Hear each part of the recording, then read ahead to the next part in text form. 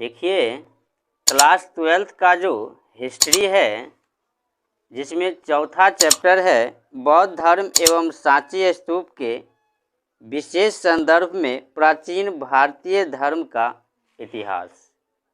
ठीक, और इसमें जो है आज हम जानेंगे कि बौद्ध धर्म का जो प्रचार प्रसार हुआ, आखिर वह प्रचार प्रसार के कारण क्या थे, है ना। भारत में अनेक धर्म पहले भी थे और अभी भी है। बौद्ध धर्म जो है आगे बढ़ा, वो काफ़ी जो है प्रचार प्रसार में आया, तो आखिर वो क्यों आया। ठीक, उसका कारण जो है पॉइंट बाय पॉइंट्स करके जानेंगे। तो सबसे पहले कारण क्या था वह देखते हैं। देखिए, सबसे पहले कारण था तत्कालीन धार्मिक स्थिति।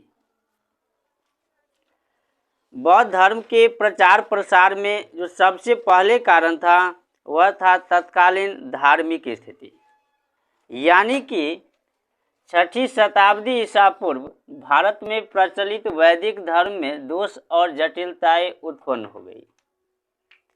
6ठी शताब्दी ईसा पूर्व से पहले यहाँ वैदिक धर्म था भारत में। ठीक, और वैदिक धर्म होने के कारण उसमें बहुत दिन से था, तो उसमें दोष है ना, और जो है जटिलताएं वो जो है काफ़ी क्या हुआ, बढ़ गया, उत्पन्न हो गया, जिसके कारण जनता को बौद्ध धर्म जो है आकर्षित किया।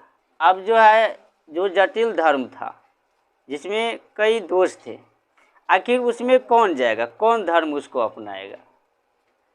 तो सबसे पहले क्या हुआ, तो जो बौद्ध धर्म थे उसके तरफ लोग ज़्यादा से ज़्यादा आकर्षित हुए, है ना। तो पहले कारण क्या था, तत्कालीन धार्मिक स्थिति। दूसरा कारण क्या है, बुद्ध का व्यक्तित्व। महात्मा बुद्ध का व्यक्तित्व बौद्ध धर्म के प्रचार का सर्वप्रमुख कारण था। बुद्ध का जो व्यक्तित्व था, ठीक, वो सब प्रमुख, सबसे पहले वही कारण था कि बौद्ध धर्म का प्रसार में, ठीक, उनसे व्यक्ति काफ़ी प्रभावित होते थे। बौद्ध धर्म, बुद्ध जो थे वो बौद्ध धर्म का प्रचार जब किए तो उनसे लोग काफ़ी प्रभावित हुए, उसके बातों को ध्यान से समझते थे, जानते थे, है ना, और उसी के अनुसार चलना प्रारंभ कर देते थे। तो सबसे पहले व्यक्तित्व था, यानी बौद्ध धर्म कैसे है, नहीं किस रास्ते पे जा रहा है, उसको लोग अच्छी प्रकार से समझते थे। ठीक, देखिए, उनके अनुयायी उन पर अपार श्रद्धा रखते थे। जो उनके शिष्य थे, अनुयायी थे, उसको मानते थे, उस पर अपार श्रद्धा रखते थे, है ना, पूर्ण विश्वास के साथ भगवान बुद्ध को जो है मानते थे। यह था दूसरा कारण। तीसरा कारण क्या था, सिद्धांत की व्यवहार्यता। जो सिद्धांत होता है ना, कुछ ऐसा सिद्धांत होता है, आपको नियम पालन करिएगा तो अच्छे से कोई कार्य कर सकते। सिद्धांत की व्यवहार्यता में क्या था, बौद्ध धर्म में मध्यम मार्ग पर विशेष जोर था। जो मध्यम मार्ग था, न उतना सरल और न उतना कठिन, यानी मध्यम मार्ग पे क्या था, विशेष बल था। इसमें कोई ऐसी बात नहीं थी जो कष्टदायक थी। आखिर सिद्धांत भी ऐसा नहीं था कि जो लोगों को ये लगे कि ये बहुत जटिल है, कठिनाई है इसमें, है ना, कष्टदायक है, तो ऐसा बात नहीं था। सिद्धांत का जो है व्यवहार्यता। चौथा क्या है, सामाजिक समानता। बुद्ध ने जाति पाति का घोर विरोध कर सामाजिक समानता पर विशेष बल दिया। उस समय भी जाति अनेक भाग में बटे हुए थे लोग, है ना, तो जाति पाति को जो है विरोध किया, एक अलग धर्म बनाया, बौद्ध धर्म बनाया। और बौद्ध धर्म बनाने के बाद क्या हुआ कि वो सिर्फ बौद्ध धर्म पे ध्यान दिया, जाति पाति को जो है भेदभाव करना यह नहीं सिखाते थे, है ना, इसका विरोध करते थे, जाति पाति का विरोध करते थे। निम्न वर्ग का झुकाव बौद्ध धर्म में हो गया, जो नीचे वर्ग का भी है वो सब बौद्ध धर्म में आ सकता है, जो ऊंचे वर्ग का है वह सब भी, यानी कि समानता था, है ना, सामाजिक समानता कर दिया। समाज में जो भी लोग हैं सबको समान अधिकार दे दिया। पांचवा क्या है? प्रतिस्पर्धा धर्मों का अभाव। ब्राह्मण धर्म अपनी जटिलता के कारण, जो ब्राह्मण के धर्म थे वो अपनी जटिलता के कारण, है ना, और जैन धर्म अपने कठोर सिद्धांत के कारण। ब्राह्मण धर्म भी थे, जैन धर्म थे। ब्राह्मण धर्म में काफ़ी जटिलताएं थी और जैन धर्म में काफ़ी कठोर सिद्धांत था। उसके कारण क्या हुआ कि जनता को आकर्षित नहीं कर सके। वो दोनों धर्म जनता को आकर्षित नहीं कर सका। कौन? ब्राह्मण धर्म और जैन धर्म। ठीक, आखिर जिसमें कठोर जो है राह है उस पर कौन चलेगा? सब तो आसानी देखता है। लास्ट में छठा है जन भाषा का प्रयोग। गौतम बुद्ध ने धर्म का प्रचार करने के लिए सरल भाषा का प्रयोग किया, है ना। अब जिस भाषा में लोग समझते थे, जनता जिस भाषा को जानते थे, मानते थे, उसी भाषा में बुद्ध जो है वो लोगों को प्रचार प्रसार करते थे, है ना। अब जहाँ पे हिंदी समझेगा वहाँ तो हिंदी ही बताया जाएगा तो आसानी से समझ जाएगा, है ना।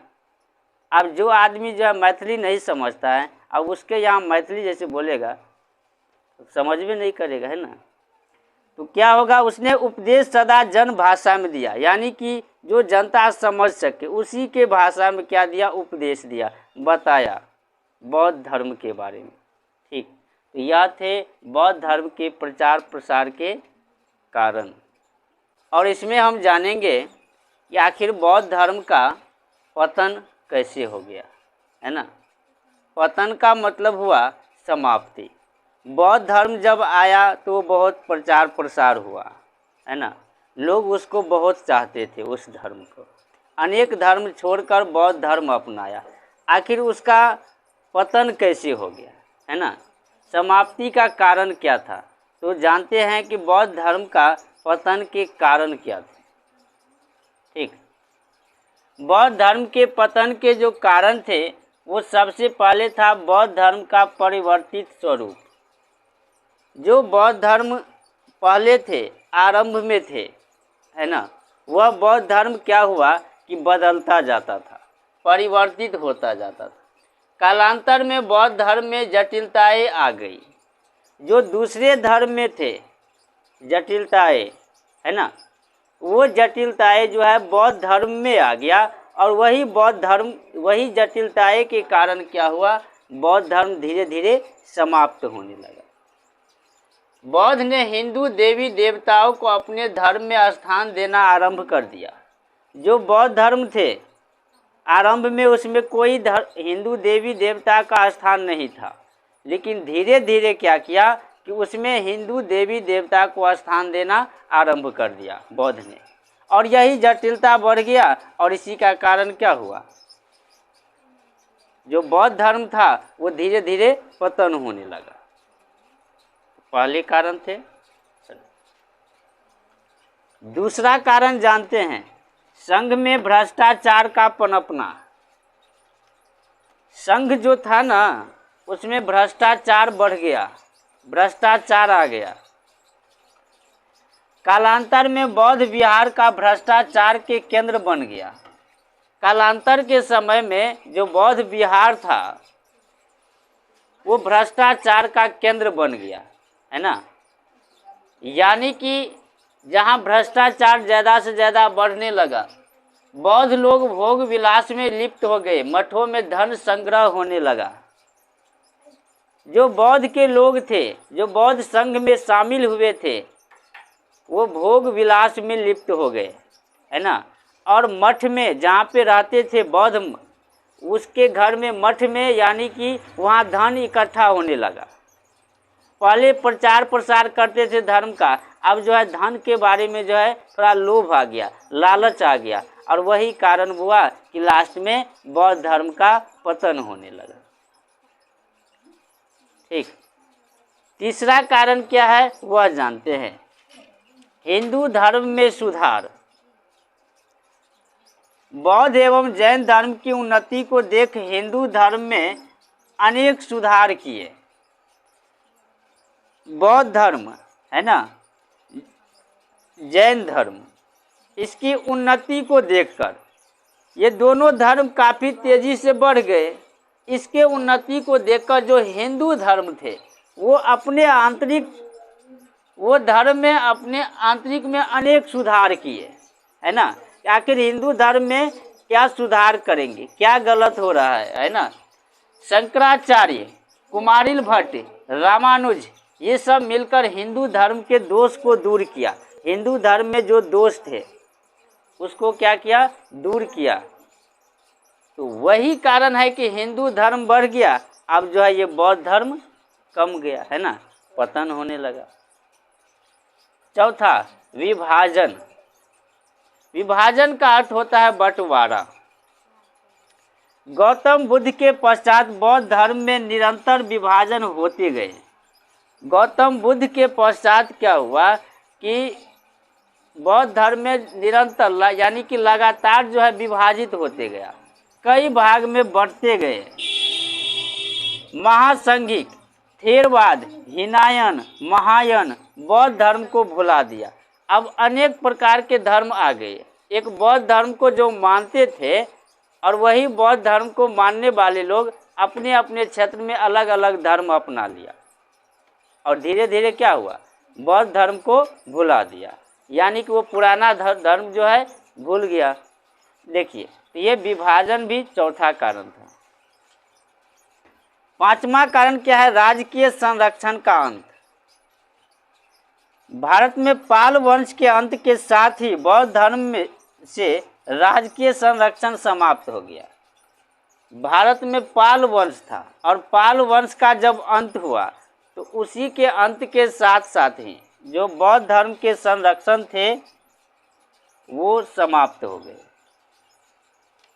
और लास्ट में छठा है विदेशी आक्रमण, है ना।